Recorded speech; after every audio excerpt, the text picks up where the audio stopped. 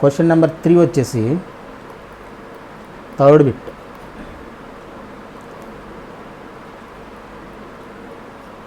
Third bit వచ్చేసి y is equal to a plus bx whole power కాదు into e power kx where a, b are arbitrary constants. a, b arbitrary constants. Solution y is equal to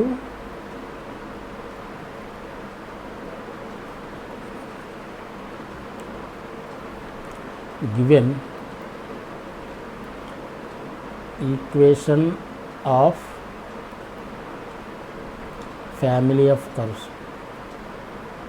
y is equal to ఏమి ఇచ్చాడు మనకి a plus bx into e power kx. ఇది equation number. a, b రెండే arbitrary constant. k అనేది arbitrary constant కాదు, మామూలు constant. అదంతా general constant. అది అంటే a constant which have a fixed value. అర్థమైందా? ఆర్బిటరీ కాన్స్టెంట్స్ ఆర్ కాన్స్టెంట్ అంటే ఏంటి చెప్పాను కదా. Arbitrary constants are the constant which are change its value.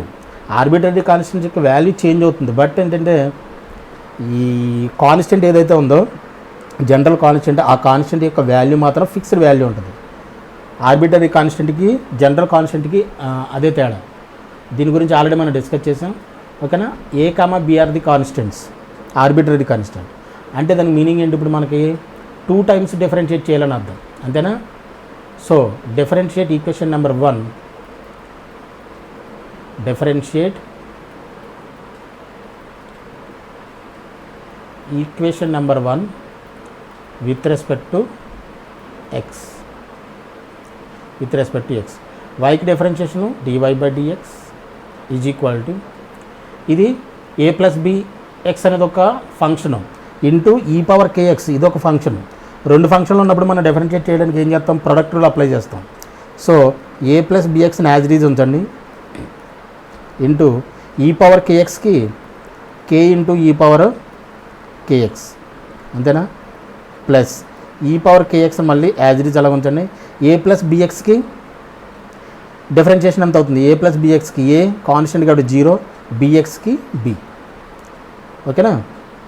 దీంట్లో e పవర్ kx కామన్ తీయచ్చా?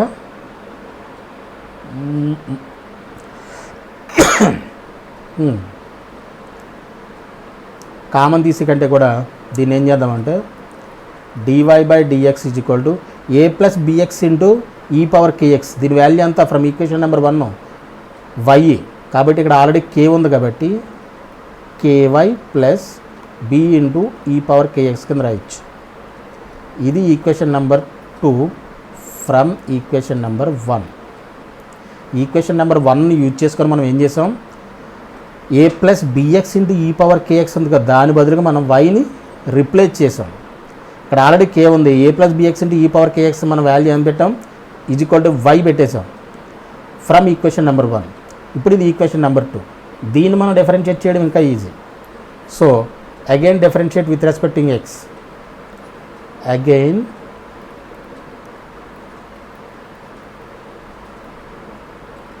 Differentiate with respect to x చేస్తే ఏమవుతుంది? dy బై dxకి d2y by dx2 second order derivative and k constant, yకి differentiation dy by dx plus e power b కాన్స్టెంటే e power kxకి bk into e power kx. ఇది equation number 3. ఇప్పుడు మనం ఏం చేయాలి? అల్టిమేట్గా bని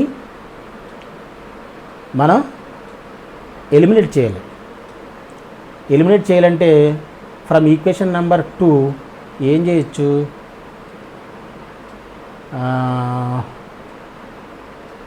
ఫ్రమ్ ఈక్వేషన్ నెంబర్ 2 ఏంటిది? ఇది ఈక్వేషన్ నెంబర్ 2. దీన్ని మనం ఏం చేయొచ్చు? b into e power kx is equal to ఈ కేవైని ఇంటివ్యూ తీసుకొచ్చేస్తే dy by dx minus ky అంటే b ఈజ్ ఈక్వల్ టు ఏమవుతుంది? dy by dx minus ky by e power kx. ఇది B is equal to from equation number 2. From equation number 2 నుంచి మనం B value ఇది ఫైండ్ అవుట్ చేసాం. దీన్ని ఇప్పుడు దీంట్లో సబ్స్టిట్యూట్ చేస్తే సరిపోతుంది. కే అనేది ఆర్బిటరీ కాన్స్టెంట్ కాబట్టి కే ఉన్నా ప్రాబ్లం లేదు ఆన్సర్లో. సో ఓకేనా.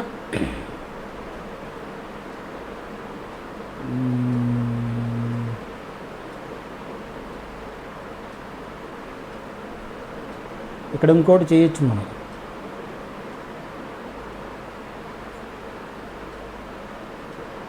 బి ఇంటూ ఈ పవర్ కేఎక్స్ బదులుగా డైరెక్ట్గా మనం D Y by dx minus K Y substitute చేయొచ్చు కదా. చేయొచ్చు.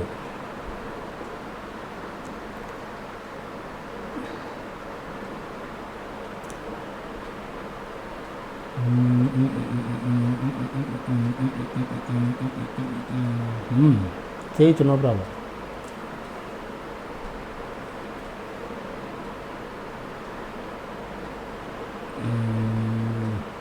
ఓకే, ఇది వచ్చింది కదా. సబ్స్టిట్యూట్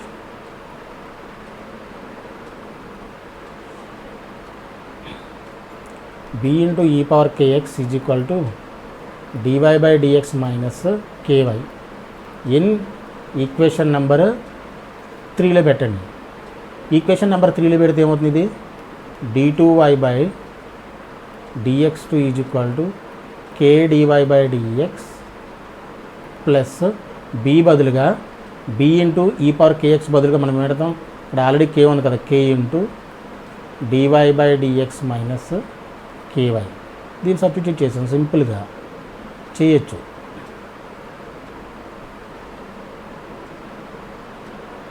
ఇది ఏమవుతుంది? ఇది 2k D Y by D X d2y by dx2 is equal to K DY by D X into K DY by D X అవుతుంది.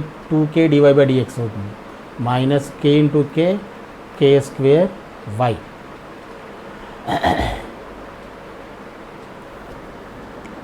Two K DY by D X. Yes, ఇవన్నిటిని ఒక వైపుకి తీసుకొచ్చేసండి.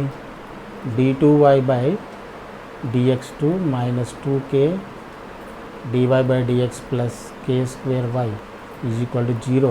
ఇది required equation of given family of curves. ఇది question number bit, third bit ఇది. Next ఫోర్త్ది వచ్చేసి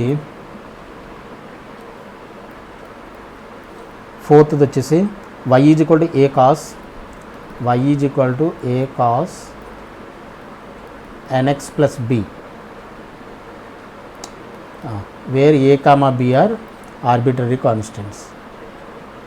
okay, సొల్యూషన్లో given equation of family of curves y is equal to a cos nx plus b. ఇది equation number 1. A comma b are arbitrary constants అన్నాడు కాబట్టి మనం 2 times మనం differentiate చేయాలి. So differentiate with respect to x, equation number 1. Differentiate చేస్తే డివై by dx is equal to a constant cos ఎక్స్కి differentiation కిందంతా మైనస్ కదా, minus sine n x plus b. By chain rule ఏం చేయాలి? ఎన్ఎక్స్ ప్లస్ బిని కూడా మనం డిఫరెన్షియేట్ చేయాలి. ఎన్ఎక్స్కి డిఫరెన్షియేషన్ ఎంత? ఎన్. బి కాన్స్టెంట్ కాబట్టి 0.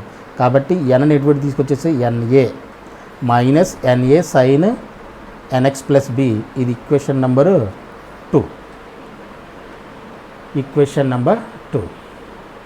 సో మళ్ళీ డిఫరెన్షియేట్ చేయండి. Again differentiate with respect to x. With respect to x చేస్తే d2y బై dx2 అంతే కదా. dy బై dx మళ్ళీ డిఫరెన్షియేట్ చేస్తే d2y బై dx2 మైనస్ ఇక్కడ NA ఉంది. సైన్కి మళ్ళీ డిఫరెన్షియేషన్ అంతా cos nx plus b. N x plus బిని మళ్ళీ చైన్ రూల్ డిఫరెన్స్ చేస్తే ఎన్ వస్తుంది కదా, ఎన్ ఇంటూ ఇక్కడ n square a cos n x plus B.